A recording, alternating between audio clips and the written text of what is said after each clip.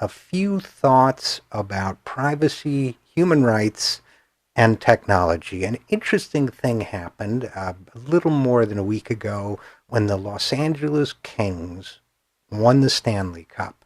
A drone, and I think they're still trying to figure out the identity of the drone. A drone was hovering over the crowd that was celebrating outside the rink after the victory, and I think we have audio of that, don't we?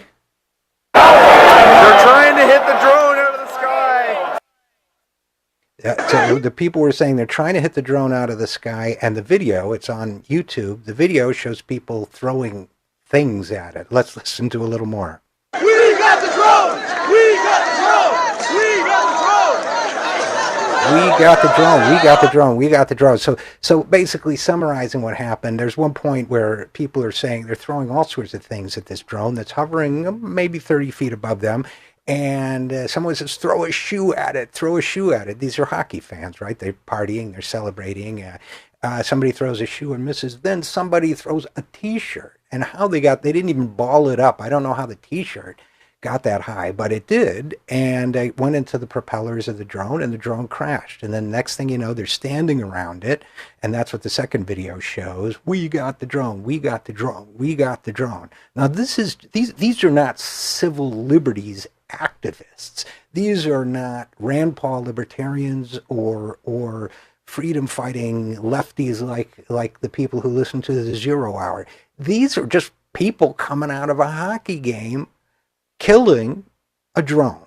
Now, let's think about that for a second. What are the lessons we can learn from this? And then they're thrilled when they kill the drone. Why did this happen? It happened because of the old American expression I heard a lot when I was a kid growing up in Utica. And the expression is, who you looking at? Who do you think you're looking at? Well, people realize that a drone is looking at them. And you know what? People don't like that. They don't like it at all. Let me see here if I can find an article. Basically, the other thing that happened was that there was a 17-year-old girl who beat up a guy. She actually did beat up a guy for running his drone down a beach. Let me see if I can find this story right here. Give me a second. A woman, no, she wasn't. He was 17. Woman attacked 17-year-old for flying drone over beach. A Westbrook woman in Madison, Connecticut, faces third-degree assault and breach of peace charges after police say she attacked a 17-year-old who was flying a drone over the beach at Hammonasset, I can't pronounce it, Hammonasset Beach State Park in Madison. Andrea Mears, 23, was charged after beating the guy up. Now, she initially claimed that he assaulted her, but he filmed her on his iPhone, too. So she was charged with assault. But you know what? She's gotten a lot of public sympathy for people who don't like hanging out on the beach and then there's a drone flying over them. So you got that incident. You got the Los Angeles Kings incident. Now, related story, more than 400 military drones have fallen from the sky, according to a year-long Washington Post investigation, in major accidents. Since the outbreak of the wars in Afghanistan, in Iraq, military drones have malfunctioned in myriad ways. This is the Washington Post, plummeting from the sky because of mechanical breakdowns, human error, weather, and other reasons. That means a lot of people have crashed drones out there and are looking to replicate them. It also brings up another question. If they don't like drones in Los Angeles or Madison, Connecticut, how do you think they feel about them in Pakistan and Yemen? So if you're looking to expand what is called the soft power of the United States through diplomacy, through friendship, through alliances, if you're looking to that method of reducing conflict, ending war, and protecting our national security, you really think our drone policy internationally is a smart idea? Gosh, I don't think so. Now, in Southeast Portland, there's a debate because the Neighborhood Watch program wants to buy a drone to spy on people coming through their neighborhoods. Air Force has begun its research into the next generation of drones. So clearly we're all about this right now.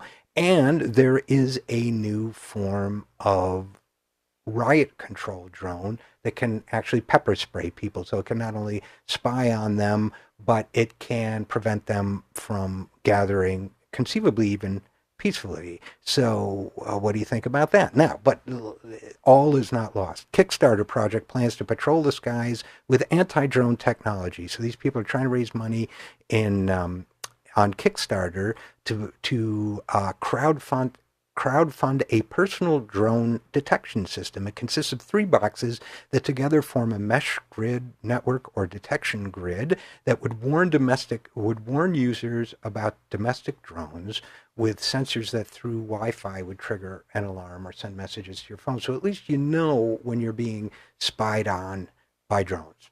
But that still gets to the fact that we're spending more money for a new generation of drones. Every police department is getting them.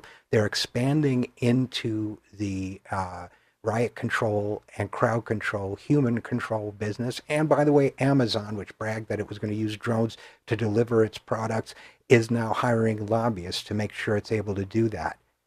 How long do you think those Amazon drones are going to last over neighborhoods like the ones in Detroit, like the one I grew up in, like the one, because you know what? The neighborhood I grew up in, we had a lot of hockey fans. We didn't like people invading our privacy. How do you think, as our society becomes more and more fragmented between the 1% and the 0.1% and the rest of us, how do you think the struggling working people of America, the long-term unemployed, the underpaid, are going to feel about wealthy people's drones and law enforcement drones flying over them? I got one word for the drone technologists of the world. Who you looking at? I'm Richard RJ Eskow, and this is The Zero